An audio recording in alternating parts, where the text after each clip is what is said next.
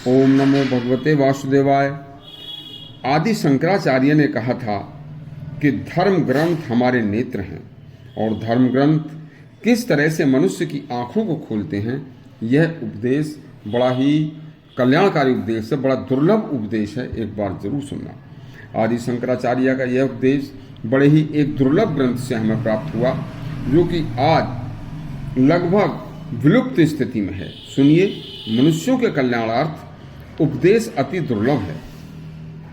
भगवान आदि शंकराचार्य बोले, मृत्यु लोकवासी आत्माओं, दूसरे का अन्न खाकर जिसकी जीभ जल चुकी है, दूसरे का दान लेकर जिसके हाथ जल चुके हैं, दूसरे की स्त्री का चिंतन करने से जिसका मन जल चुका है, और ऐसा वह मनुष्य, उसका जप तप भजन करने से उद्धार कभी नहीं हो सकता। नंबर 2, फिर कहा उन्होंने कि पराया अन्न, पराई संपत्ति, दान में मिला हुआ धन, पराई स्त्री की कामना, दूसरे की निंदा करना, यह सब शास्त्रों में निंदित बताया है। अपना कल्याण चाहने वालों को इनसे बचना चाहिए।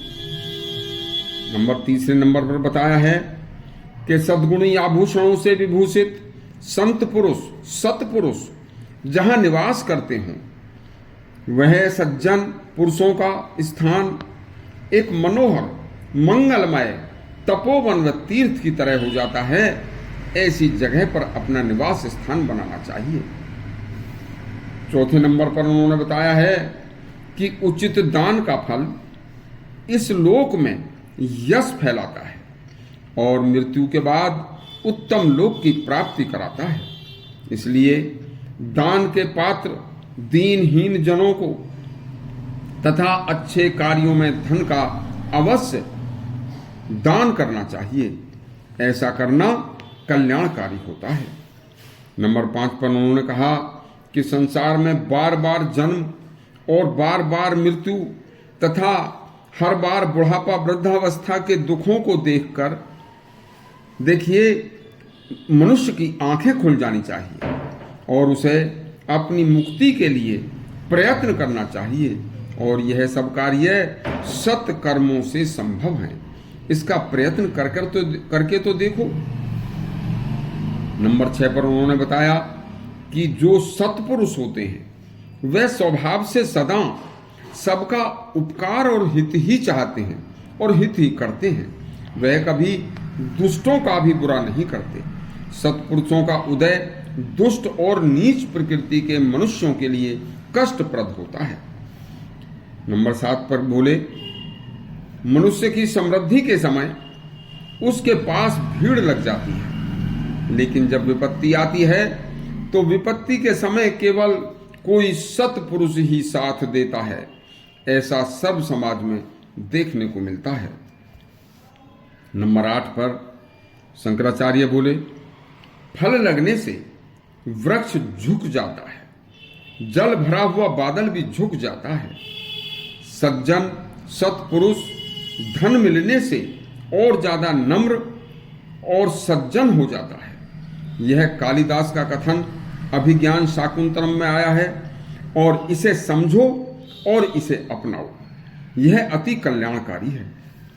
नंबर 9 पर भगवान शंकराचार्य बोले, सत्पुरुष विपत्ति आने पर वज्र से भी ज्यादा कठोर होकर दुख को सहते रहते हैं और दूसरों के दुख में अपने दुख को भूलकर फूल से भी ज्यादा नरम बनकर उसकी मदद करते हैं।